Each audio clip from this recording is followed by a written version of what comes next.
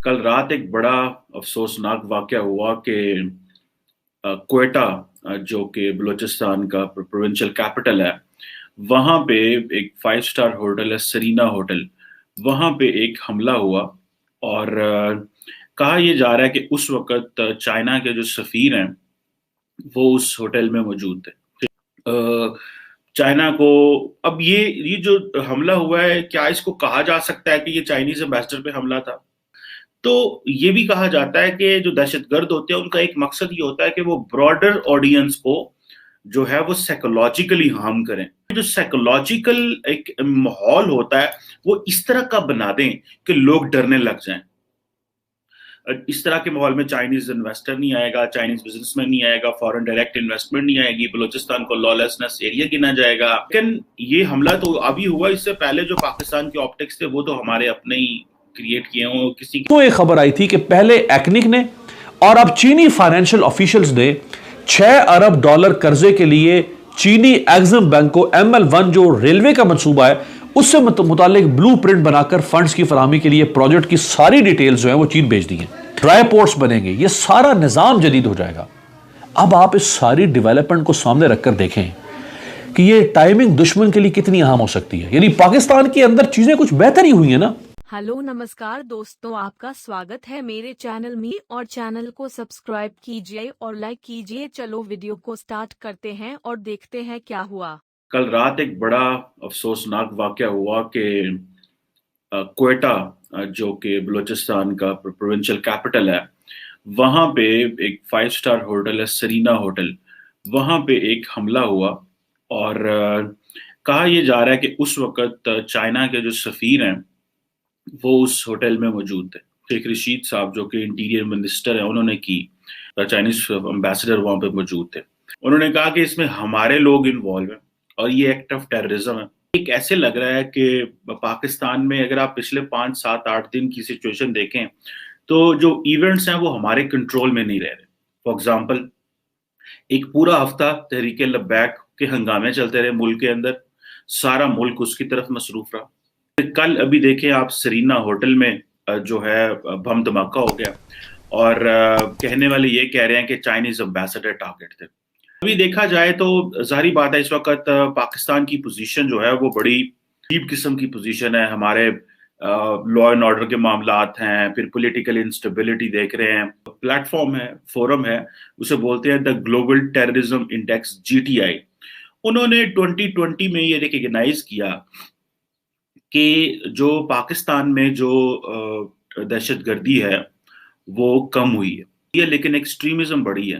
ये global terrorism index ये भी कहता है कि 2015 से लेकर 2020 तक तकरीबन उस वक्त 37 दहशतगर्द जमातें थी जो उस वक्त पाकिस्तान में ऑपरेट कर रही थी। क्योंकि जो चाइनीज इन्वेस्टमेंट है बलूचिस्तान के अंदर वो ऑब्वियसली एक बहुत बड़ी इंपॉर्टेंट चीज है।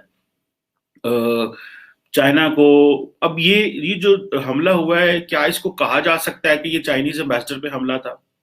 तो ये भी कहा जाता है कि जो दहशतगर्द होते हैं उनका एक मकसद ये होता है कि वो ब्रॉडर ऑडियंस को जो है वो साइकोलॉजिकली हार्म करें। जो साइकोलॉजिकल एक माहौल होता है वो इस तरह का बना दें कि लोग डरने लग जाएं।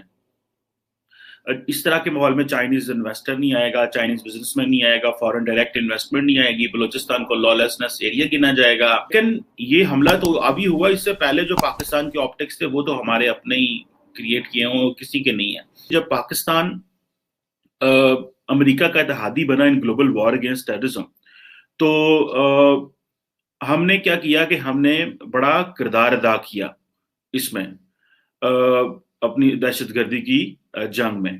तो पाकिस्तान जो है वो उसकी जो बैक चैनल एफर्ट्स थी वो भी बड़ी कारआमद साबित हुई। यहाँ पे वो जो वायलेंस था, एक तरफ तो हमने उसका इंटरनेशनल वो जो global war and terrorism support किया, दुनिया ने हम पे इल्जाम लगाया, बल्कि अमेरिका ने भी हम पे इल्जाम लगाया। और बाद में जब पाकिस्तान आती हैं 15 साल बाद, 20 साल बाद, तो कहती हैं कि अगर आप इनको आप करेंगे तो ये आपको काटेंगे। ये है कि जो FATF है, गो के हमें इंटरनेशनली वो उसको प्रॉपर्ली रिकग्नाइज नहीं किया जा रहा, लेकिन FATF के 27 पॉइंट में से पाकिस्तान ने किसी हद तक کوئی 23-24 پوائنٹ جو ہیں وہ انٹرنیشنل پریشر کے تحت پورے کیے تھے.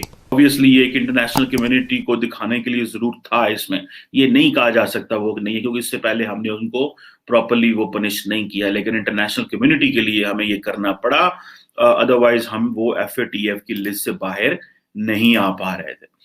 یہ دہشت گردی میں جو کمی ہے یہ یکدم اس میں تھوڑے واقعات میں اضافہ ہو رہا ہے, اور یہ یاد رکھیے یہ جو اضافہ ہوتا ہے یہ پرٹیکولرلی ان ایریاز میں ہوتا ہے جو کھلے ایریاز ہیں, جہاں بلوچستان بہت کھلا ایریا ہے, وہاں پہ وہاں پہ سیکورٹی فورسز ہر جگہ نہیں کھڑی کی جا سکتی. سو ہمیں اگر کاروبار کرنا ہے, ترقی کرنی, کنیکٹیویٹی کرنی ہے, تو ہمیں یہ جو چیزیں ہیں, یہ مس مینجمنٹ اور یہ ساری چیزیں کو ٹھیک کرنا ہوگا. لیکن obviously چائنیز امبیسڈر بڑا امپورٹنٹ ہمارے لیے, چائنا ہمارے لیے بڑا امپورٹنٹ پارٹنر ہے. We should not stick with the Americans now. Americans are gone. We just can't get them back. So China is the only partner.